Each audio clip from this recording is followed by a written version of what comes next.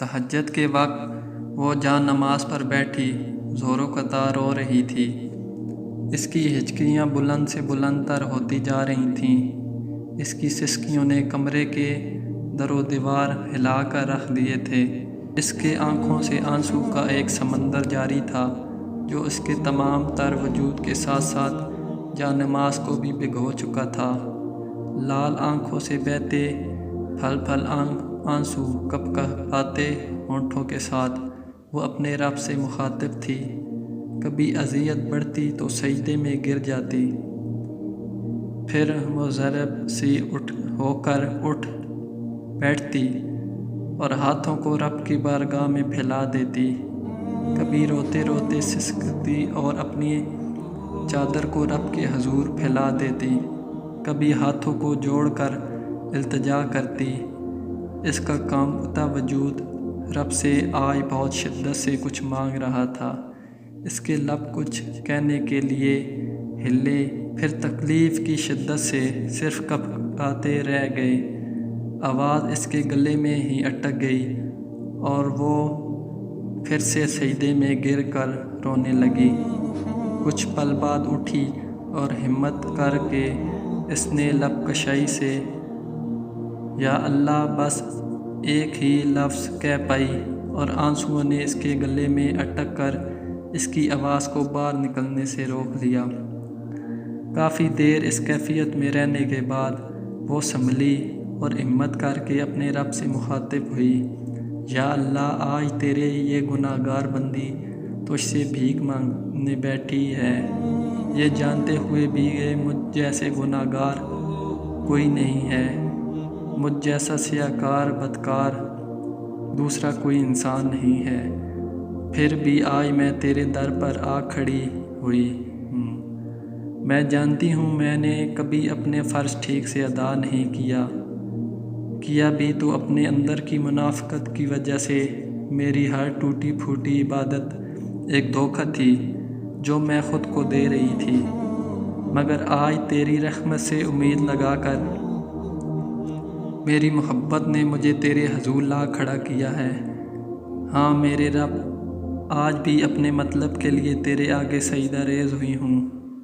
ہر پل اپنی انا میں گم رہنے والی آج خاک بن کر تجھے پکار رہی ہے۔ میری محبت کی شدت نے مجھے تیرے در پر لا چھوڑا ہے۔ میں آج اپنے تمام تر امید کے ساتھ تجھ سے دعا گو ہوں۔ ہاں میں جانتی ہوں میں خطا کی پتلی ہوں۔ میں اس چیز سے انکار نہیں کر سکتی کہ میں نے نہ جانے کتنے گناہ کیے ہیں، اور گناہ کی سزا اندھیری قبر، اس کا عذاب اور جہنم کی دہکتی ہوئی آگ ہے۔ بس اتنا ہی الفاظ ادا ہو پائے تھے کہ عذاب کا منظر اس کی آنکھوں کے سامنے گھوم گیا، جسے دیکھ کر سوچ کر اس کی روح بھی کانپ گئی اور اس کے آنسوؤں کے سمندر میں روانگی بڑھ گئی۔ اس کی ہچکیاں اب بلند سے بلند تر ہوتی جا رہی تھیں۔ ہچکیاں لیتے اس کا وجود تھر تھر کانپ رہا تھا۔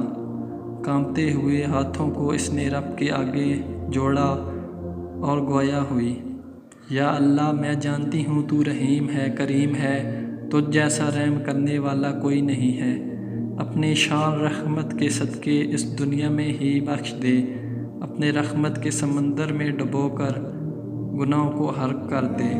اے میرے رحیم رب، مجھے کبھی موت سے اتنا خوف نہیں آیا جتنا آج موت کا سوچ کر میرے جسم کا روح خوف سے تر ہو رہا ہے۔ میں تمام جہانوں کے رحیم رب سے بخشش کی بھیک مانگتی ہوں، تجھے تیرے محبوب کا واسطہ اپنے محبوب کے صدقے اس دنیا میں ہی بخش دے۔ ہمارے بے انتہا گناہ صرف چڑیا کی چونچ میں موجود مٹی کے برابر ہیں اور تیری رحمت کا ٹھاٹھے مارتا سمندر ہے۔ ہمارے گناہوں سے تیری رحمت کے سمندر کو کوئی فرق نہیں پڑے گا۔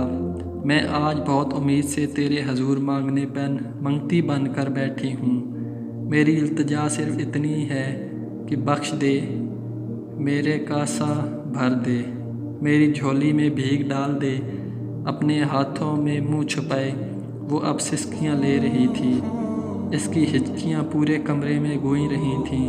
اس کی آنکھیں شدت غم سے لال ہو چکی تھیں اور آنکھوں سے بہتا سمندر اسے اپنے اندر ڈبو چکا تھا، اور کپ کپاتے لب صرف ایک ہی فریاد کر رہے تھے، میرا خالی کشکول بھر دے، میرا رب اس فقیرنی کے کشکول میں بخشش ڈال دے، تجھے تیرے محبوب کا واسطہ۔